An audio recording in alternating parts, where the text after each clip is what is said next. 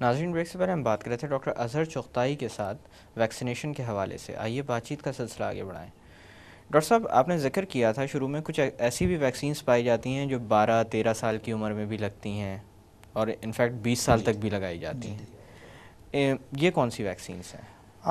देखें, इसमें वैक्सीन जो नई वैक्सीन आना शुरू हुई, मसलन चिकन पॉक्स की जो वैक्सीन है, ये किसी भी उम्र में लगाई जा सकती है। नहीं, 1 साल के बाद, 1 साल के बाद पहली वैक्सीन है। और अगर 13 साल के बाद लग रही है किसी को, 12-13 साल की उम्र में, तो दो डोजेज़ उसके लिए जो है ज़रूरी है। मीज़ल्स की वैक्सीन अगर किसी को नहीं लगी और बीमारी भी नहीं हुई, जिसमें एक थोड़ी सी और वजाहत वो ज़रूरी है। एक ख्याल लोगों का ये है कि चिकन पॉक्स हो जानी चाहिए, मीज़ल्स हो जानी चाहिए, जो बड़ा गलत ख्याल है। जी। इसलिए कि बीमारी जो डेवस्टेटिंग है, जो उसमें इस बेचारे बच्चे को या जिस भी शरीफ जिस आदमी को हो तकलीफ़ रही से है, गुजरना जिस हो। तकलीफ़ से गुजरना हो रहा है, वो चूँकि हम नहीं गुजरे इसलिए हमें अंदाज़ा ही नहीं है।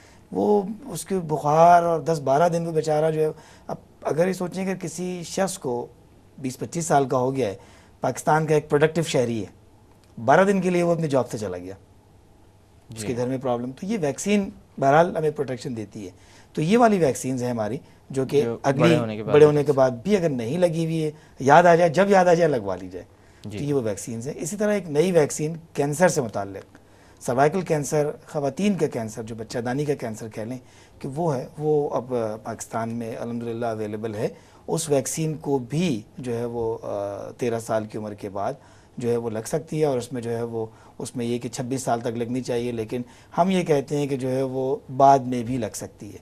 तो ये इस पर थोड़ा सा भी इब्तदाई मालूमात हैं और इंशाल्लाह आगे बढ़ेंगे। लेकिन ये कि एक वैक्सीन कैंसर से हटके भी वैक्सीन मौजूद। अच्छा डॉक्टर साहब, इसी तरह से मैंने टेटनस के साथ एक और बीमारी का तज़किरा किया था, वो है रेबीज़। जी, रेबीज़ कुत्ते की के वैक्सीन, जी हाँ बिल्कुल, कुत्ते के काटने की। उसमें ये कहते हैं कि रेबीज़ अगर किसी कुत्ते ने काट लिया है, तो वो उसके बाद इम्यूनोग्लोबुलिन्स हैं जो कि फौरी तौर पे आपको प्रोटेक्शन दे देते हैं, और साथ में वैक्सीन भी लगती है। फिर वो वैक्सीन की 5 डोजेज़ जो है वो उसकी लगती हैं कि 0, 3, 5, 7 जी और 15 एंड 14 एंड 21 डेज़।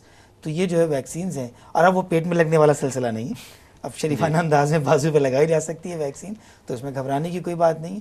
तो इसमें अगर इम्यूनोग्लोबुलिन ना भी लगे, क्योंकि थोड़ी सी महंगी चीज़ है, तो कम से कम वैक्सीन ज़रूर लगाएं, कि कुछ प्रोटेक्शन तो बहरहाल उससे मिलेगी। जी। और बहरहाल उसमें जो है वो बेहतरी तरी, क्योंकि ये बीमारी ऐसी है कि जिसमें बहुत ख़तरनाक नताइज होते हैं अगर ये बीमारी, बिल्कुल। क्योंकि दिमाग के ऊपर जाके हमलावर होती है बीमारी। कहते हैं इसकी वजह से 98% इम्कानात हाँ होते हैं कि बिल्कुल, इंसान बहुत ये ज़िंदा तो नहीं रहेगा। बिल्कुल बहुत बहुत बुरे हालात होते हैं इसके अंदर, अल्लाह ताला बचाए इससे। जी लेकिन वैक्सीन बचाने का ज़रिया अल्लाह ताला ने दे दिया है। डॉक्टर साहब, आज के मौजू को मद्देनज़र रखते हुए आप आवाम को कोई पैगाम देना चाहेंगे? इसमें तो डॉक्टर साहब, पैगाम तो मेरा ख्याल है कि यही होना चाहिए कि जो है वो कुदरत ने जब हमें ये मौक़े दिए हैं, हम दीगर चीज़ों पे अखराजात करते हैं, तो अगर हम अखराजात को कुछ थोड़ा सा सोच समझ के करें, तो हम अपने बच्चों को जो है वो बीमारियों से बचा सकते हैं। और बच्चों को बचा के बीमारियों से एक पाकिस्तान को एक सेफ़ मुस्तक़बिल दे सकते हैं। अगर हमारे बच्चे सेहतमंद होंगे तो पाकिस्तान सेहतमंद होगा। डॉक्टर साहब, एक दफ़ा फिर आपका बहुत बहुत शुक्रिया कि आज आप तशरीफ़ लाए और इस अहम मौजू पर हमसे बात की। बहुत शुक्रिया आपका। नाजरीन, जाते जाते जो बात मैं आपसे करना चाहूँगा वो ये है कि इल्म का एक हक़ होता है। वो हक़ ये होता है कि अगर आपके पास इल्म आ गया हो तो उसको आगे फैलाया जाए। बेशुमार ऐसे लोग होंगे जो शायद आज की इस बात को ना सुन सके हों, लेकिन जब भी आपकी उनसे बात हो या कोई ऐसा शख्स आपके सामने आए जो वैक्सीनेशन की अफादियत से वाकिफ़ ना हो, तो उसको ज़रूर बताएं कि ये अमल कितना मौसर है और कितनी ख़तरनाक बीमारियों से ये मुकम्मल तहफ़्फ़ुज़ फ़राहम करता है। मिसाल के तौर पर कहा जाता है कि ज़िंदगी दूसरा मौका नहीं देती, लेकिन रेबीज़, टेटनस, हेपेटाइटिस बी, ये कुछ ऐसी बीमारियां हैं जो इंसान को ज़िंदगी से कहीं दूर ले जा सकती हैं।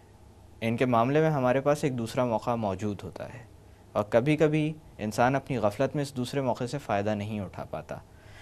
मैं यही कहूँगा कि आप अपने आप से भी हमदर्दी करें, अपने आसपास के लोगों से भी हमदर्दी करें, और औलाद से बेशक वालिदैन बेलौस मोहब्बत करते हैं, औलाद के मामले में कोई कोताही ना बरतें वैक्सीनेशन का जब भी मामला सामने आए। इन्हीं अल्फाज के साथ मैं डॉक्टर इकराम आपसे इजाज़त चाहूँगा। अपना ख्याल रखिएगा। अल्लाह हाफ़िज़।